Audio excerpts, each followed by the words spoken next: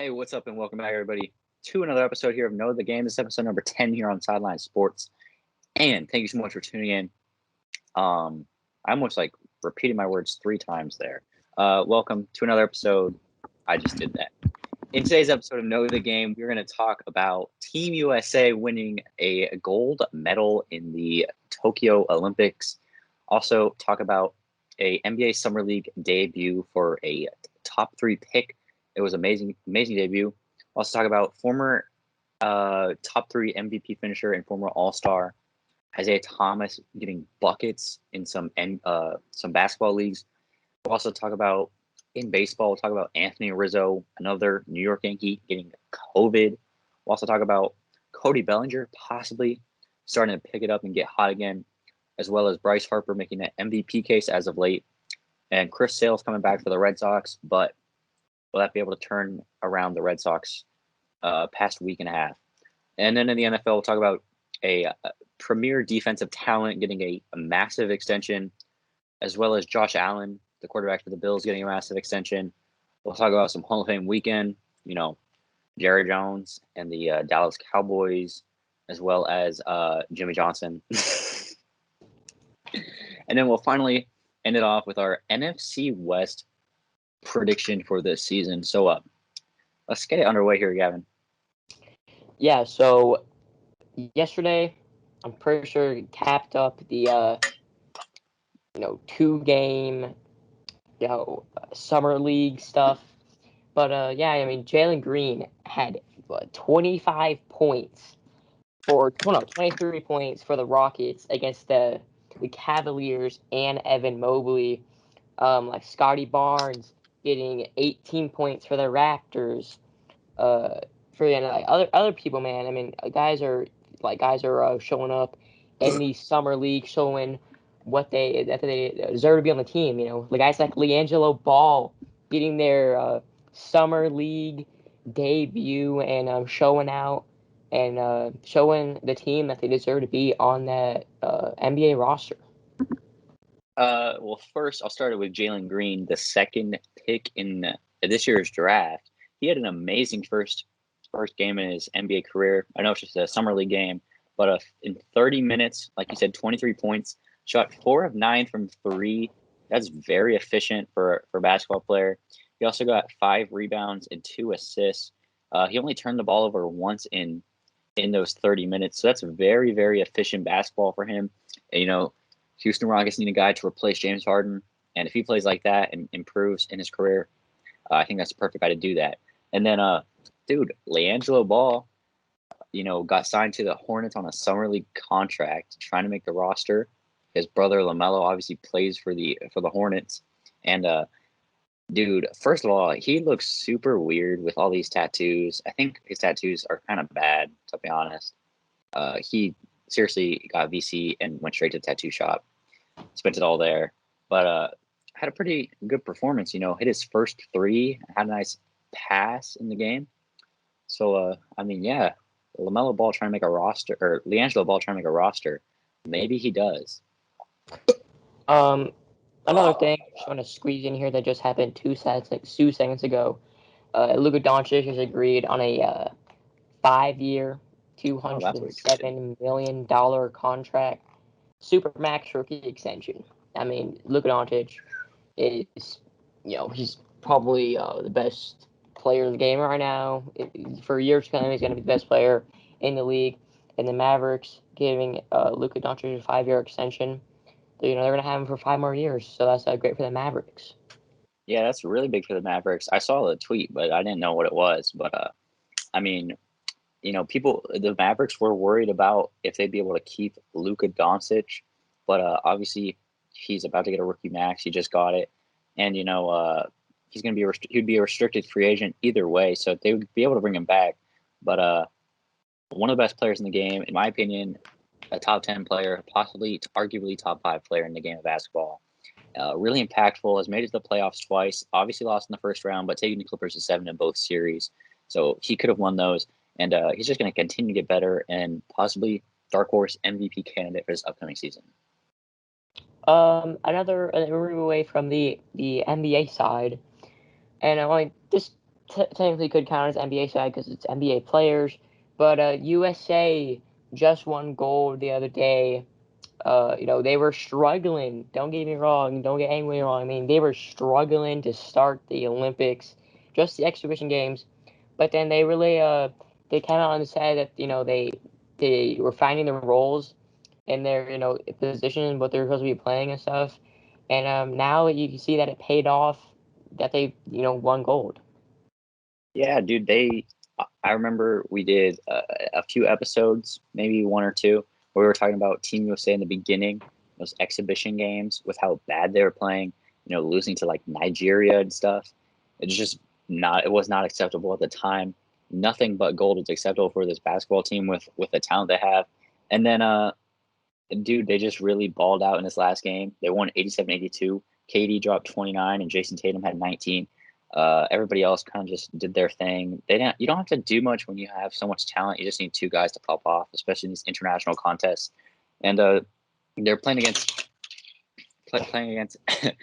Evan Fournier's team. So Evan Fournier is a Olympic beast, but Team USA really outplayed them, and nothing more than gold is expected. So congratulations, Team USA. Yeah, Bam Adebayo was flexing his gold medal at the Summer League games last night.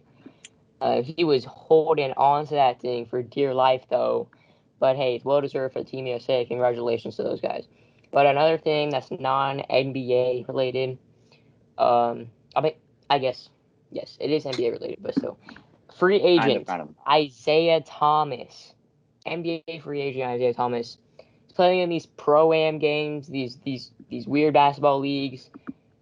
Proven to the league that he still has it.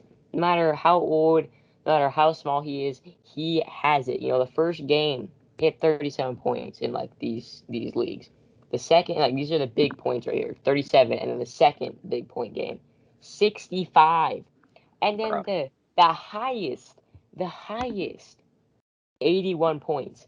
That's Kobe right there, bro. Kobe, pay respect to Kobe Bryant.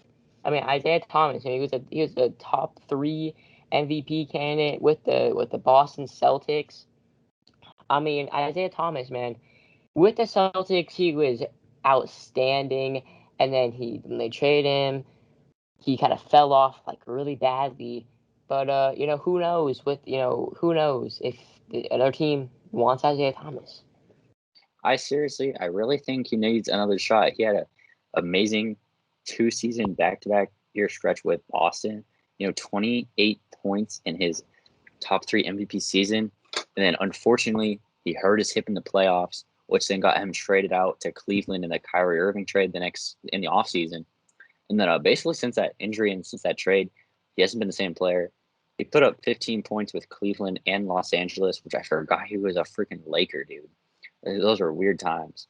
And then he was a Nugget and a Wizard and a Pelican this most recent season. But balling out like that, it's there's no way it's the best competition in the world. I mean, it's not. It's not the NBA. But dropping points like IT, he can definitely be a helpful player on any team. And I really hope he gets another shot because he's such a fun player to watch. I mean, it'd be cool to have him back on the Celtics again. Just, you can see Isaiah Thomas back in the Celtics. I mean, that's what everybody wants to see. I mean, Isaiah Thomas, he's really tiny. He's like 4'7". But, like, he's a very good scorer, as you can see him scoring 81 points. Like, who would have thought? Like, I saw him score 37 points. I haven't even seen him score 65 points. And then I was running through Instagram, and I see ESPN or whatever. They just like, Isaiah Thomas, 81 points. And I was standing there like, oh my gosh, Isaiah Thomas. I didn't believe it, bro. I thought it was like the Isaiah Thomas from the freaking Pistons back in those days. I was like, damn. It was crazy, man. I was like, bro, this guy can still play. But moving on to the MLB section of the podcast. The Yankees. The Yankees have been getting hit with the COVID bug pretty much this whole season with Garrett Cole and now Anthony Rizzo. Anthony Rizzo is a dude that they just acquired from the trade deadline a couple weeks ago. and he's been on fire with the Yankees, like better than he has been with the Cubs this season. Very sad to see Anthony Rizzo have COVID, but hopefully he can get better. Yeah, it's gonna be sad for the Yankees.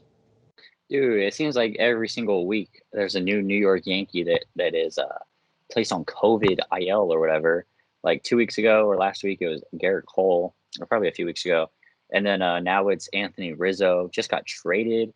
He's been popping off for the Yankees. He's hit 3 home runs. He has a stolen base, drawn walks, hitting the ball very nice, like that you want to see from a guy, one, playing for the Yankees, and 2, that's one of the top first basemen in the game of baseball.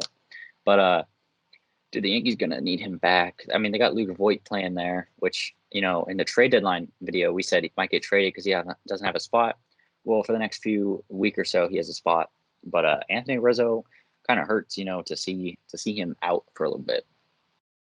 Yeah, I mean the Anthony Rizzo outstanding for the Yankees. It's very sad. I mean the Cubs, they trade away all of their best players.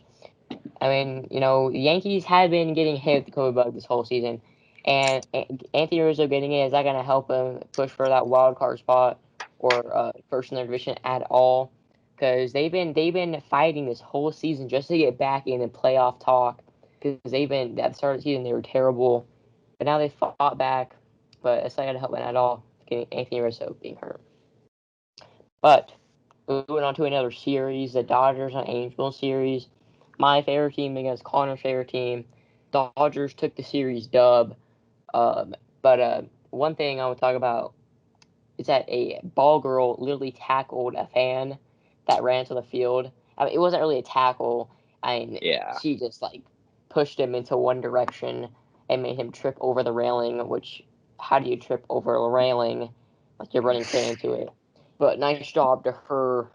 But another thing from that series is Cody Bellinger, bro. Cody Bellinger, at the start of the season, or he's a 2019 MVP. At the start of the season, he was all right. I mean, at the start of the season, then he got injured. He was out for a long time, and then got back, and he was having some more injury bugs again.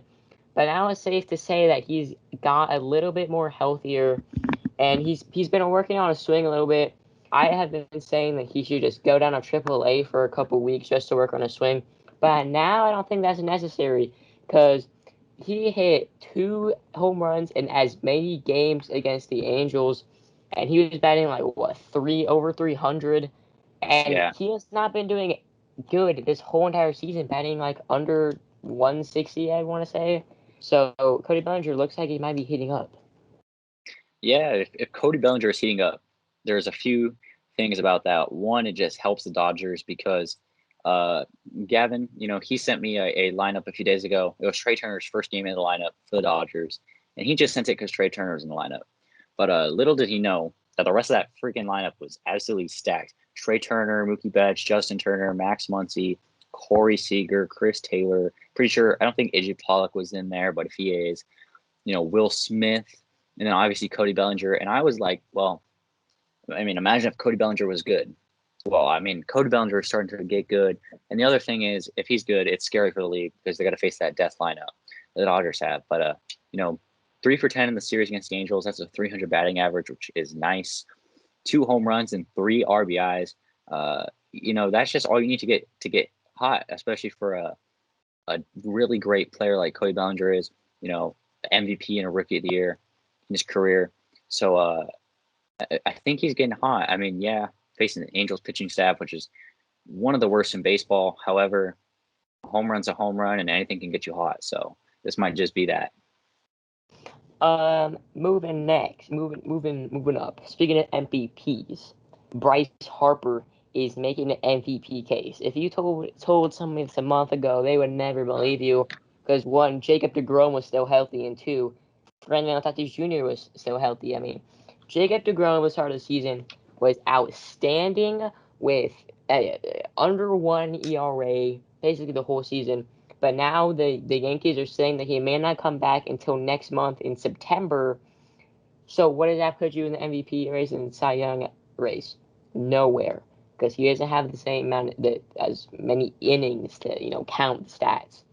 And on the other hand, Fernando Tatis Jr., he's having some issues with his shoulder like this whole entire season. And there's some talks about if it doesn't get healed, like if it doesn't get properly healed, or if he still doesn't like, how it feels after the 10 days, he may go under season-ending surgery. And that's it. That's the case for his MVP race right there, which is very sad to see. You never want to have that happen to anybody. And Bryce Harper, he's been picking it up for the Phillies. I mean, since the All-Star break, he's batting .370 since the All-Star break. He's batting .370 with a 1.256 OPS. He has an inside-the-park home run. I mean, Bryce Harper, man, he's going out for the Phillies. Yeah, I mean, bro, just look at his last week with 4 home runs and 7 RBIs, drawing 3 walks, 2 intentional walks as well. So people are realizing that he's one of the hottest hitters in the game, and they don't even want to face him. And then, on the season stats, he's got 20 bombs this season, 45 RBIs, 302 average. And, I mean, if he wins MVP, this is going to be crazy because he wasn't even an all-star. And I don't know the last time that's happened where an MVP wasn't an all-star. It's probably pretty recently, but it seems like a stat that hasn't happened in a long time. And if Bryce Harper wins his second MVP and he was an all-star this season, that'd be crazy. And like you said, yeah, if Tatis was healthy and Acuna was healthy, I think Harper's still in the conversation, but I don't think he's as clear of like a front runner as he may be right now. Because Tatis would be amazing and Acuna would be Acuna. That's what he'd be. But Bryce Harper has in his career, everybody says he's the most overrated player in the game of baseball. And I guess I wouldn't say that's fair. The reason why people don't like Bryce Harper is because the way he I wouldn't say carries himself, but he seems like a pretty cocky dude. But there's nothing wrong with that. He has a lot of personality and swag and energy to the game of baseball. And he freaking is good at life. Okay. He has 252 career home runs. He has 20 this season. He's hit 35, 34, 29. He had 42 in his MVP season. He's just good. He strikes out a lot. Yeah. But everybody strikes out nowadays. And he's just really good. And he's not overrated. In my opinion, he's almost underrated because of how overrated he is. I mean, Bryce Harper, man, he's proven that he deserves all the money that the Phillies are giving him, man. And who knows if he's going to win MVP. Hopefully he can stay healthy so he can win that. But next thing is the Red Sox, man. The Red Sox have been pretty struggling the past 10 games, 2-8. They were clear for first place in their division. Now they're second. And one thing that's probably most likely going to help them is their best pitcher, Chris Sale, coming back. Chris Sale is expected to pitch August 14th against the Orioles. He's pitched a couple of simulations, but who knows the future for this Red Sox season with Chris Sale coming back? Yeah, if Chris Sale comes back, they're going to be pretty good. Their pitching staff this season is really good. That's really helping them carrying them. Obviously, their offense is a big part in that. But they wouldn't be here without a good pitching staff. Evaldi's an all-star, and he's been doing good. But getting a guy like Chris Sale back, who's finished top 5, top 6 in Cy Young multiple times in his career, obviously coming off Tommy John surgery, one of the most dominant pitchers in the game of baseball, has one of the best sliders also in the game of baseball. Hard break to that slider. He is a very important piece that the Red Sox need. Helped them win a World Series back in 2018. And the Red Sox, they need him back because, I mean, like you've said, in the past 10 games, they're 2-8. They have not been playing good since the All-Star break and since the trade deadline in particular. And they need to pick it up because they've been one of the most surprising teams in baseball, and you don't want to just fall off like that. Yeah, pretty much. I mean, they acquired Kyle Schwarber, but he's pretty sure he's injured right now, and he has another injury on top of the injury that he has right now. So that's not a good thing that the Red Sox want to hear. So I mean, the Red Sox, man, they were really good.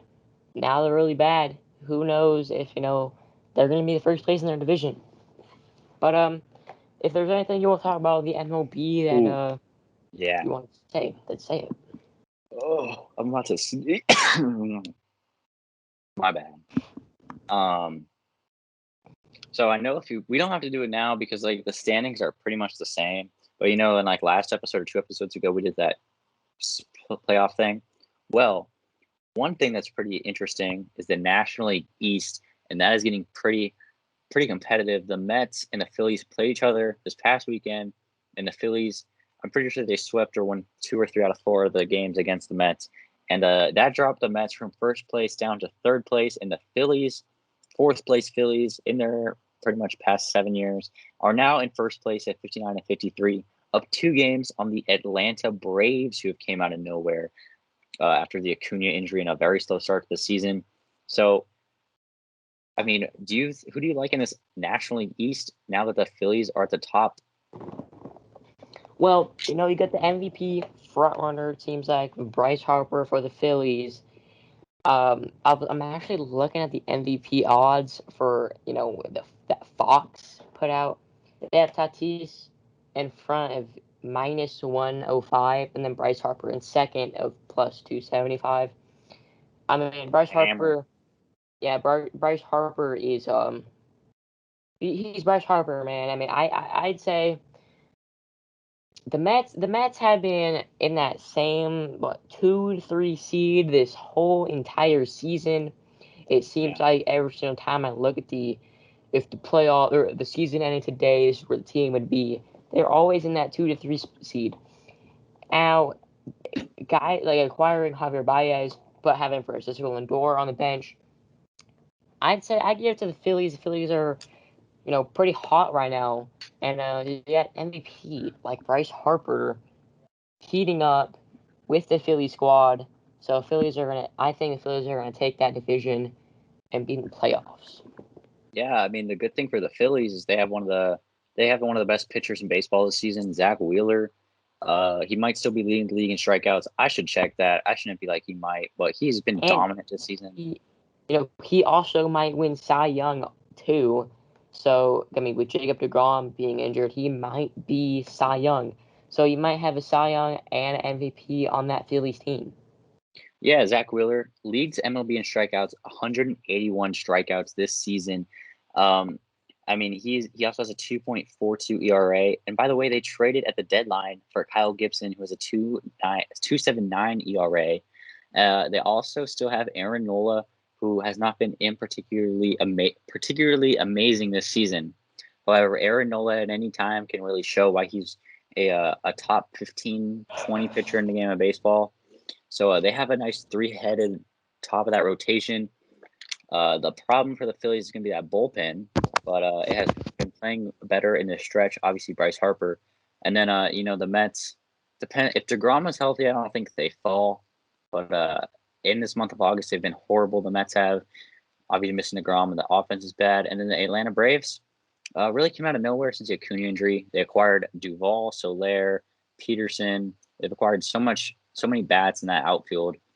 I'm with you. I think the Phillies are going to end up winning this division. I don't think the Phillies are going to do good, particularly well in the postseason. I think they might get swept in the divisional round or whatever. But I think they're the best team here in the National League East. I mean, if you have a guy who may win MVP and may win Cy Young, I mean, you might as well have to make the playoffs. Who knows about the Phillies and Mets, man? But if you don't have anything else on MLB, we're going to move on to the NFL. First thing up is Josh Allen. Josh Allen, the quarterback for the Bills, not the linebacker for the Jaguars, just signed a 6-year, 258 million dollar contract. Repeat that. What was it? $258 million contract. $150 million guaranteed. I mean, Josh Allen is he was a breakout player last year for the Bills, and him getting that contract extension is crazy. That's a lot of money. They just they just signed another quarterback for the future, Mitchell Trubisky. Just kidding. No, they did sign Mitchell Trubisky though in the offseason. But Forgot they had him. Yeah, Josh Allen, man. What do you have to say about this? I mean, each year of his NFL career, he has just been getting better and better. Looking at the completion numbers in his rookie season, 169 completions. In his second season, 271. Last season had 396 completions. He's improving by like 100 completions a season. His completion percentage 52, 58, 69% last season. And then his yard, bro, he is just good. 2,000 yards his rookie year, 3,000 his sophomore year, 4,500 yards last season, as well as 37 touchdowns last season, only threw 10 picks last season. Josh Allen is seriously one of the best quarterbacks in the game. For obvious reasons, he led the Bills to the second round of the playoffs last year against the Kansas City Chiefs. And I think this team is definitely going to improve. Josh Allen has improved each year. So if he threw 4,000 yards last year, look out for 5,000 yards this year. Look out for like 40 touchdowns. And look out for about look out for about 400 completions out of Josh Allen. Look out for an MVP season out of Josh Allen. And that contract, well deserved the bag. And it's going to be the highest paid player at the quarterback position, but that'll probably last about like 3 weeks before some other dude gets a highest paid contract. Speaking of highest paid contracts in that position, Darius Leonard just signed a 5-year, $99.25 million contract with the Colts, making him the highest paid linebacker this season. That's a lot of money, man. And Darius Leonard, very good. What did you say? I mean, he's one of the best linebackers in football, 2-time All-Pro and 2-time Pro Bowler, as well as a 2018 Defensive Rookie of the Year. He's only played 3 years in the NFL, so he's really, really young. You know, he has 15 sacks in his career. Great on that Colts defense. One of the reasons, in my opinion, the Colts have a championship caliber defense. And about that, Madden ranked, and this is Madden's rankings. So Madden, don't listen to anything they say because they're just trash at everything they do. But Madden's ranking, they had the Colts at like the 21st best defense in football, 21st ranked football defense in football. That makes no sense. The Colts have a championship caliber defense on they just have a championship caliber defense. Buckner and obviously Darius Leonard. So, but yeah, Darius Leonard deserves extension. A big time move. Guys, speaking of, extensions, Xavier Howard, this guy was looking to get out of Miami if they didn't, re-sign him or didn't restructure a contract to give him more money. And that's what they did, man. I don't know the terms yet, but they gave Xavier Howard some money, and very well deserved for Xavier Howard. Yeah, we were talking about this a few episodes ago. Well, first of all, in the cornerback episode, I think is out. I don't know. I don't even know what episodes are unreleased and released anymore. But the cornerback, top 10 cornerbacks, Xavier Howard was both, I think, in our top 3, top 4, top 5 for sure. He's elite, had 20 interceptions last season, and he really deserved to get his contract restructured. That's what he said he wanted. He just wanted to get fair value for his deal. He wanted more money and be more financially secure. So it's good to see him stay in Miami for who knows how long, maybe a few more seasons, because the Dolphins, they could possibly try and make a playoff push this season, depending on how some guys play. Yeah, I mean, the Dolphins, this last season, the off season before this off season, they went out and made some big time moves for a team that needed some big time moves. They got guys like Byron Jones. Keeping Xavier Howard in that secondary with Byron Jones is key. But next up is Connor Williams. I want to talk about this. Connor Williams and Aaron Donald have some beef, man. I saw some videos, and you may be thinking, oh, Connor Williams is mad at Aaron Donald because Aaron Donald is too good and he can't guard him. No, Connor Williams is literally destroying Aaron Donald in camp. Like, Aaron Donald, there's some videos on the internet. Connor Williams, Aaron Donald, Connor Williams blocking Aaron Donald. Aaron Donald was getting mad that he couldn't block or get off the block. And that's what Aaron Donald does. When he can't get off the block, he pretty much gets mad at you because he doesn't know how to face losing. He doesn't know how to face losing. And Aaron Donald was like grabbing Connor Williams' face mask and pads and everything. And Connor Williams was like, "Bro, get off me." So then Connor Williams body slammed Aaron Donald to the freaking ground, bro. And then they just got into a team fight.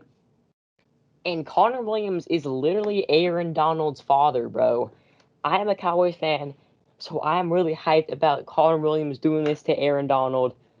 I mean, Connor Williams, man, is outstanding against Aaron Donald. I can't wait to see that in the actual game. That video was pretty crazy that he sent me. I was like, damn, bro just locked him up, and Aaron Donald got all toddler mad. He was pissed off because he's trying to show why he's one of the greatest football players on the face of the earth, and to get destroyed like that, not what you want to have happen. But I don't have much else to say about that. Yeah. But another thing, the number 5 overall pick of this year's draft, Ja'Marr Chase. There's guys on like The Athletic and other guys reported that he's been looking very disappointing in camp. That's not really what you want to see out of your 5th pick in the draft. I mean, you wanted to reunite him and Joe Burrow. They say that he's not like getting enough separation as they hope for. But Ja'Marr Chase, he's got to pull us together in these training camps. Yeah, I mean, first of all, I don't think Ja'Marr Chase really wanted to be in Cincinnati. I mean, I don't know who would, but Ja'Marr Chase, when he got drafted, he was you could tell by the look on his face that he was not excited to go to the Cincinnati Bengals. I really think they should have taken Penei Sewell with their 5th overall pick. He was available to the Bengals. Joe Burrow last season tore his ACL. He tore his ACL, and their O-line is horrible. They didn't do much to improve it. And Penei Sewell, who is going to be one of the best offensive linemen in the game of football, one of the best talents out of the college football draft last season, that's what you need to protect Joe Burrow. They went out and got a weapon for him. That's fine, whatever. But Ja'Marr Chase, not looking impressive. Maybe he's just taking it easy, but you're not supposed to take it easy as a rookie, especially in training camp, when you are trying to show why you deserve to be a number 1 receiver, number 1 target for Joe Burrow this upcoming season. I mean, last up, and Connor, I want to talk about. We at the end of the football sections, we want to go over like division power rankings or rankings this next season. So we're gonna do first the most like powerful stacked division in football right now, the NFC West. So we're going to do 4th to 1st place right now. This is based on schedule and everything. So I'll let you do number 4, Connor. Yeah, so we looked at each team's schedule and we went week by week and did WL, or whatever. That's what I did, at least. So my 4th place team in this division, I have this team going 8-9. I have the Arizona Cardinals. This team made a J.J. Watt acquisition this offseason. They also got like A.J. Green, another wide receiver. They have a really tough schedule. They play Tennessee, the Rams, the Niners, obviously. They also play the Browns and the Packers. So Indianapolis Colts and the Cowboys. They have a really tough schedule this season. Some of those games are winnable, but a young quarterback like Murray and still a few questions on defense. Depends on how they start playing, because they can definitely be a good defense. But that's why I have the Cardinals at 8-9 in 4th place. Well, I didn't do records. I just looked and see if they would win those games. But I have the Seahawks in 4th place right now. The Seahawks, they've they kind of find a way to just make it to playoffs somehow. Their O-line hasn't been. It's not too great. It's not great at all. I mean, Russell Wilson. Horrible. Some people forget that Russell Wilson wanted out of Seattle because of the O-line, and they did nothing to help him stay in Seattle. I mean, Seahawks are not, making moves for that O-line, helping Russell Wilson out, but they're just not that good anymore. So they're my fourth place team. Yeah, I remember it might have been a podcast, it might have been a PlayStation party chat. I was saying, I wouldn't be surprised if Seahawks are a fourth place team. I kind of got clowned for that. I thought making this schedule list or this list that they'd be a fourth place team, but I have them in third place.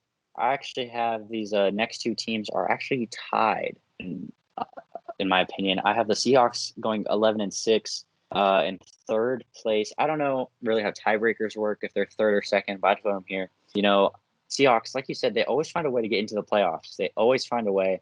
Do they go far in the playoffs? Not recently, no. But they make it to the playoffs at least. Russell Wilson, to start off each season for the first 5-6 weeks, is like an MVP candidate, and he slowly fades away, but not fade away in a bad way. He just doesn't play like he did the first 5 weeks of the season. O-line sucks, and the defense has a lot of questions, but they're going to have one of the best receiving corps in football with Lockett as well as DK Metcalf. And if Chris Carson's healthy, it's a good running back too, and Pete Carroll. But I have them 11-6 in third place. My third place team is Arizona Cardinals. Me and Connor just drove past the Cardinal Stadium a couple weeks ago, or last week, I'm pretty sure. But the Cardinals, man, they acquired DeAndre Hopkins, former Texan, last offseason. Then they acquired J.J. Watt, former Texan, this offseason.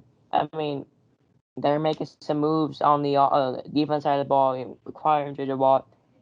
Chandler Jones wanted to trade out of Arizona, but I think when they got J.J. Watt, he said no. I don't want to trade anymore. I mean, the Cardinals, they're a young team. You got guys on defense like Buda Baker. Doesn't know how to outrun DK Metcalf, but Isaiah Simmons, the young gun guy, you can pretty much play him anywhere on the defense side of the ball. Probably put him at quarterback or kicker.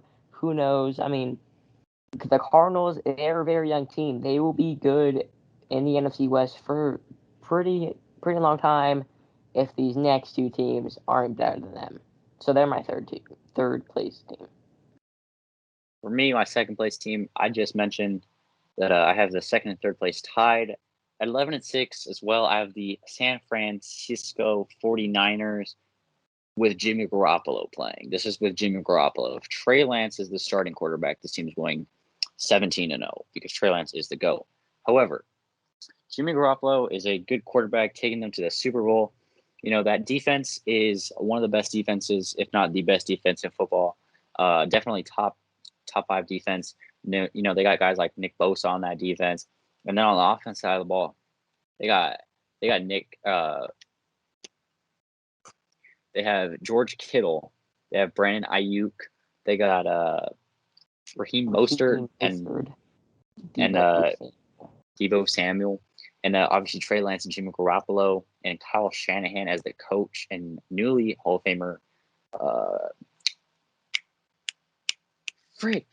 John Lynch as the general manager. Not meaning that does anything on the football field, but I think this team's going to improve from last season. Show why they were a Super Bowl team a few years ago. I have them 11-6, second place in the NFC West. My second place is also the San Francisco 49ers. They were literally the worst team in they had the third pick in the draft, so they were probably one of the worst teams in football. Well, they traded up. Oh yeah, but still. But they were injured last year. Like everybody on their team was injured. Now everybody on their team is basically healthy. Trey Lance, hopefully we get to see him play this season. Hopefully it's something like that Jared Goff, where we literally did not see him play at all this rookie season. But I mean, Trey Lance, if he can play for the 49ers, I think they're going to win a lot of ball games. I'm not just saying that just because I'm saying that. I'm just saying that just because I think it's true. Jimmy Garoppolo is not an accurate quarterback. He has a really good arm. He just doesn't know how to throw the ball accurately. So they're my second place team for this division. And in first place with a record of 13-4, have the Los Angeles Rams. I mean, they made a significant quarterback upgrade this offseason. Really come out of nowhere in the Matthew Stafford trade sweepstakes. Nobody really thought the Rams were going to be the team. Upgrade from Goff to Stafford, huge upgrade. They also still got a great receiving core, with Robert Woods and Cooper Kupp, and adding Deshaun Jackson to that receiving core. Sadly, they lost Cam Akers for the season, which really hurts. If they had him, they'd be even more explosive on offense. But that defense too. Aaron Donald and Jalen Ramsey to lead last season the best defense in football. So they have a tough schedule. They play the Buccaneers, but they also have a really easy one with the Giants, the Lions, and the Texans, and the Jaguars, and the Vikings. So I really, really, really, really like the Rams this season. Yeah, I'm going with the Rams too in my first place. I think the Rams are a team that can really make the Bucs, have a run for their money. I mean, they have their number one defense. They acquired a really underrated quarterback in Matthew Stafford, a former number one overall pick. But Matthew Stafford with that trade with the Lions, sending Jared Goff and like a couple first round picks like they always do in every single trade. I mean, it's gonna help him a lot. Jared Goff, he was a very, very good quarterback in that Super Bowl run. Didn't score a single touchdown though. But the Rams, man, they're gonna be good this next season.